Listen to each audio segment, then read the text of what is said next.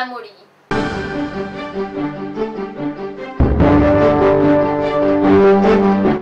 सात दरोडेखोरांना ठाणे गुन्हे शाखेने केली अटक। घंटागाडी कर्मचाऱ्यांनी महापौरांना घातला घेराव। ठाणे रेल्वे स्टेशन येथील डॉक्टर बाबासाहेब आंबेडकर यांच्या पुतळ्यावरून स्थायी समितीच्या बैठकीत सदस्यांचा गदारोळ। विविध मागण्यांसाठी आदिवासी विद्यार्थ्यांनी आदिवासी अप्पर आयुक्तालयावर काढला मोर्चा। शहरातील जुन्या पोलीस वसाहतीतील इमारतींच्या समस्यांबाबत धर्मराज्य पक्षाच्या कार्यकर्त्यांचे एक दिवसीय लाक्षणिक उपोषण।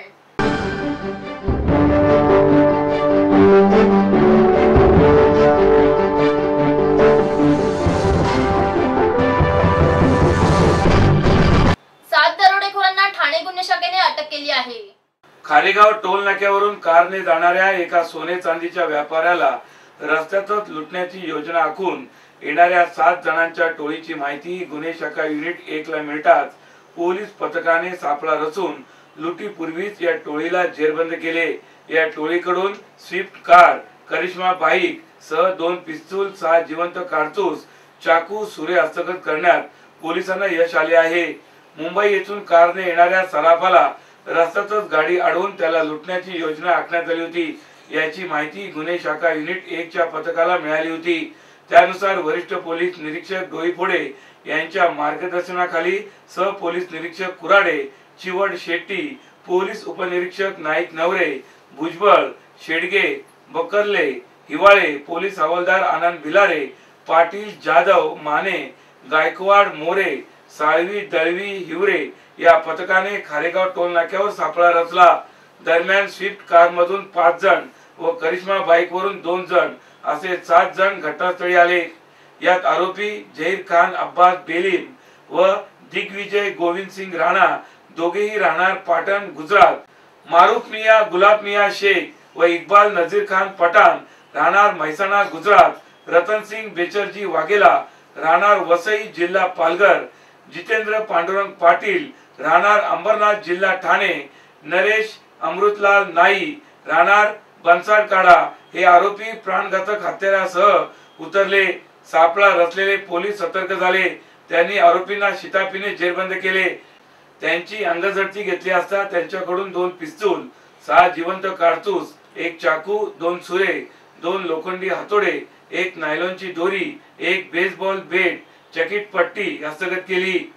पोलीस पथकाने अटक 7 आरोपींवर कळवा पोलीस ठाण्यात भादवी 399, 402 सह भारतीय हत्यार कायदा कलम 325 व कलम 4 व 27 व मुंबई पोलीस कायदा कलम 37(1), 135 अन्वये गुन्हा दाखल करून स्विफ्ट कार, करिश्मा बाईक ही जप्त केली आहे, अशी माहिती आयोजित पत्रकार परिषदेत पोलिसांनी दिली। ठाणे महानगरपालिका हद्दीत घर घेताय का? मग ते अनधिकृत तर नाही ना, याची खातर जमा करा। अनधिकृत घर घेणं हा विकणाऱ्यासोबत विकत घेणारा देखील तितकाच दोषी असतो। तेव्हा घराची डोळस खरेदी करा। आपली कुठे फसवणूक तर होत नाही ना, यासाठी ठाणे महानगरपालिका मुख्यालयातील 4थ्या मजल्यावरील बांधकाम विभागात घराचा सर्वे नंबर, टिक्का नंबर याची खातर जमा करा। घराचं स्वप्न अवश्य करूया साकार, पण अनधिकृत घराचा नका करू कधीही विचार। अधिकृत घर म्हणजे उद्याची देखील निश्चिंती। अनधिकृत घराचे दार म्हणजे डोक्यावर कधीही तोडण्याची टांगती तलवार। जगणं तुमचं होऊ दे सुरेल गाणं, स्वच्छ सुंदर आणि अधिकृत घरांचं हसरं ठाणं। ठाणे महापालिकेतर्फे जनहितार्थ प्रसारित। घंटागाडी कर्मचाऱ्यांनी महापौरांना घेराव घातला होता। ठाणे महानगरपालिकेतील कंत्राटी कामगारांचा पगार थकल्याने आक्रमक झालेल्या कामगारांनी बुधवारी पालिका मुख्यालयासमोर महापौर संजय मोरे आणि विरोधी पक्षनेते हनुमंत जगदाळे यांच्या गाड्या अडवून आपला निषेध व्यक्त केला। कंत्राटी घंटागाडी कामगारांना महिन्याच्या 10 तारखेपर्यंत पगार मिळावा अशी मागणी करून याची कार्यवाही न झाल्यास घंटागाडीचा चक्का जाम करण्यात येईल असा इशारा त्यांनी दिला आहे। ठाणे शहरातील शेकडो टन कचरा पालिकेचे 1400 कंत्राटी कामगार घरोघरी जाऊन जमा करतात। दरम्यान या कामगारांना पगार मात्र 10 तारखेनंतर देण्यात येतो। दुसरीकडे ठाणे शहरातील कचरा उचलण्यासाठी ठेकेदार पालिका प्रशासनाकडून जास्त मोबदला घेतात। ठेकेदारांच्या या मस्तावलेपणामुळे कर्मचाऱ्यांचे शोषण होत असल्याचा आरोप कामगारांनी केला। या आंदोलनाचे पडसाद बुधवारी स्थायी समितीच्या बैठकीत उमटले। कर्मचाऱ्यांचा पगार हा थेट बँकेत जमा करण्याबाबत निर्णय झाला होता, त्याची अंमलबजावणी अद्याप का करण्यात आली नाही असा सवाल विरोधी सदस्यांनी उपस्थित केला। तर प्रशासनाच्या वतीने घंटागाडी कर्मचाऱ्यांचा पगार वेळेवर केल्याचा खुलासा करण्यात आला आहे।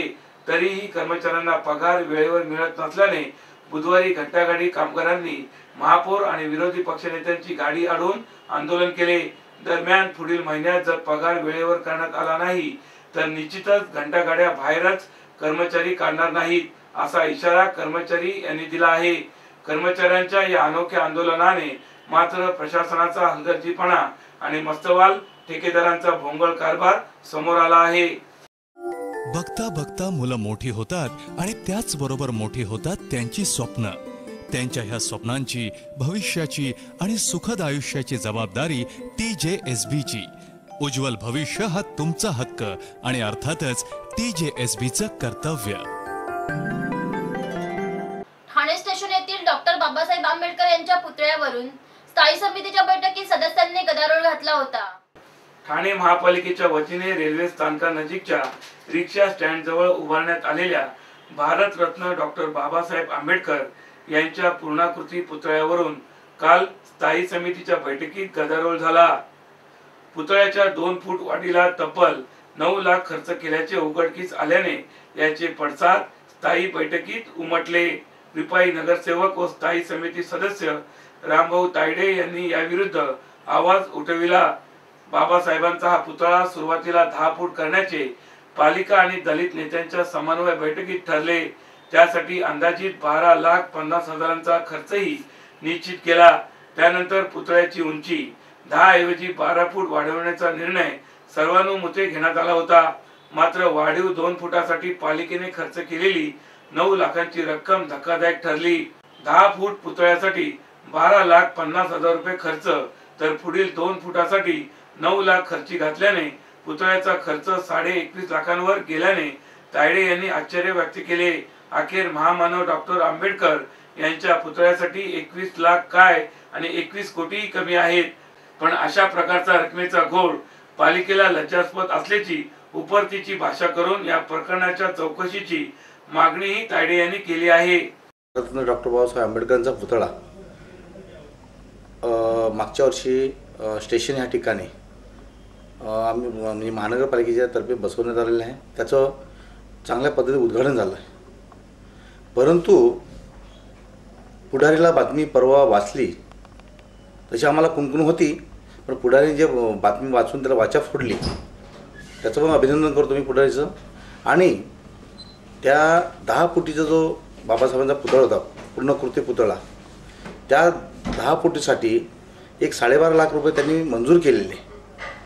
सर्व मंजूर करून सगळं कामात सुरुवात झाली आणि लगेच काही लोकांनी, समितीने आणि महानगरपालिका अधिकाऱ्यांनी परत त्याच्यामध्ये हे काढून चुकी काढून त्याच्यामध्ये 2 फूट परत वाढवली। म्हणजे वाढवण्याबद्दल काही प्रॉब्लेम नाही, परंतु म्हणजे 10 फुटी पुतळ्यासाठी 12.5 लाख रुपये फायनल झाल्यानंतर 2 फुटी वाढले, ठीक आहे।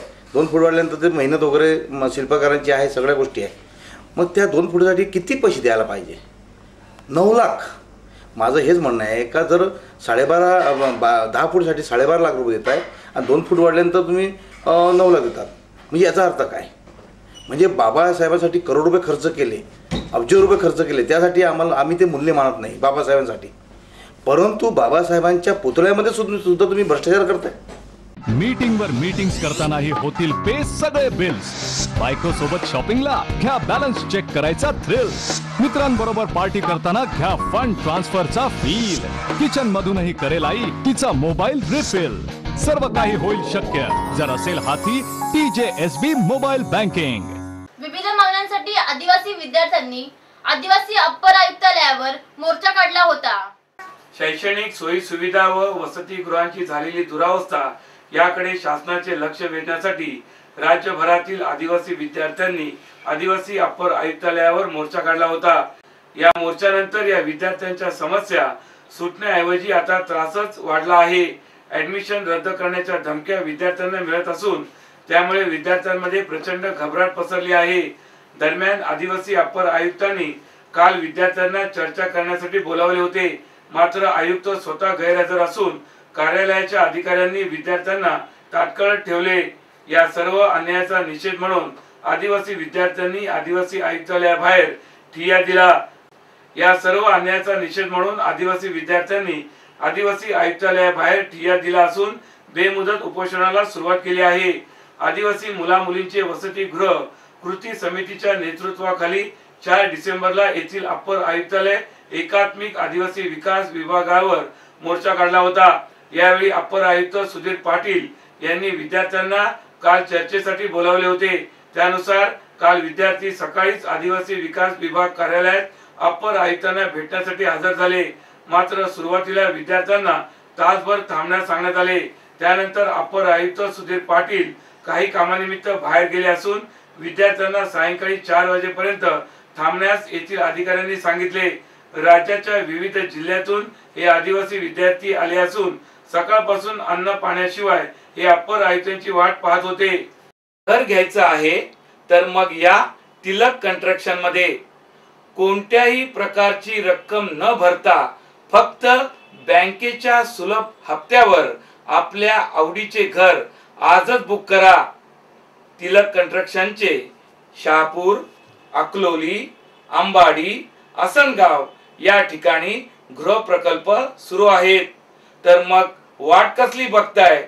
आपल्या मनपसंत घराची निवड करण्यासाठी आजच भेट द्या. तिलक कन्स्ट्रक्शन, संपर्क 9987386997 अथवा 9664557979. शहरातील जुन्या पोलीस वसाहतीतील इमारतींच्या समस्यांबाबत धर्मराज्य पक्षाच्या कार्यकर्त्यांनी ठाणे जिल्हाधिकारी कार्यालयासमोर 1 दिवसीय लाक्षणिक उपोषण केले आहे. ठाण्यातील पोलीस लाईन वसाहत ही अतिशय जुनी वसाहत असून या वसाहतीमधील अनेक इमारती योग्य देखभाली अभावी धोकादायक झाल्या असून तिथे राहणाऱ्या पोलिसांच्या कुटुंबियास जीव मुठीत धरून राहावे लागत आहे. नुकतेच या वसाहतीमधील सिव्हिल हॉस्पिटल समोरील बिल्डिंग नंबर 2 च्या इमारतीचा गच्चीचा भाग शनिवारी संध्याकाळी कोसळला. सुदैवाने यात कोणत्याही प्रकारची जीवितहानी झालेली नसली तरी या सर्व प्रकारांमुळे स्थानिक पोलीस कुटुंबीय मात्र धास्तावले आहेत. सदर पोलीस वसाहतीमध्ये राहणाऱ्या पोलीस कर्मचाऱ्यांच्या मासिक पगारातून घर भाडेपट्टी व मेंटेनन्स घेतला जाऊनही या इमारतींची व्यवस्थित देखभाल किंवा दुरुस्ती केली जात नाही. या इमारती 60 वर्ष जुन्या असून 30 वर्ष जुन्या इमारतींचे स्ट्रक्चर ऑडिट दरवर्षी करण्यात यावे असा नियम असताना या इमारतींचे स्ट्रक्चर ऑडिट यापूर्वी एकदाही करण्यात आलेले नव्हते. त्यांची आवश्यक दुरुस्ती किंवा पुनर्निर्माण करणे आवश्यक आहे. या इमारतींमध्ये राहणाऱ्या पोलीस कुटुंबातील लहान मुले, स्त्रिया, वृद्ध महिला, पुरुष यांचा वावर असून इमारतीमधील जिने, वरांडे यांची धोकादायक स्थिती पाहता अपघात घडून या कुटुंबियांच्या जीविताला मोठा धोका निर्माण झाला आहे. इमारत क्रमांक 2 मधील गच्चीचा कोबा तोडून केलेल्या दुरुस्तीनंतर पावसाळ्यातील गळतीचे प्रमाण वाढले अशी या इमारतीतील रहिवाशांची तक्रार आहे. वरील मुद्दे लक्षात घेऊन राज्य सरकारतर्फे संबंधित विभागास युद्ध पातळीवर उपाययोजना करण्याचे आदेश द्यावेत व या वसाहतीतील पोलीस कुटुंबांचे जीवन सुसह्य आणि सुरक्षित करावे या मागणीसाठी धर्मराज्य पक्षाच्या कार्यकर्त्यांनी ठाणे जिल्हाधिकारी कार्यालयासमोर 1 दिवसीय लाक्षणिक उपोषण केले आहे.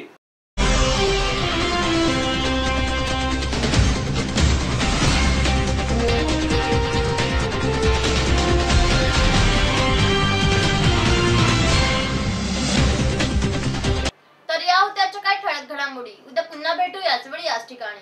ठाणे दर्पण या वृत्तवाहिनीचे प्रसारण ठाणे शहराबरोबरच ठाणे जिल्ह्यातही होत असते. तरी आपल्या काही समस्या अथवा सूचना असल्यास आमच्या या पत्त्यावर संपर्क साधा. आमचा पत्ता पुढील प्रमाणे.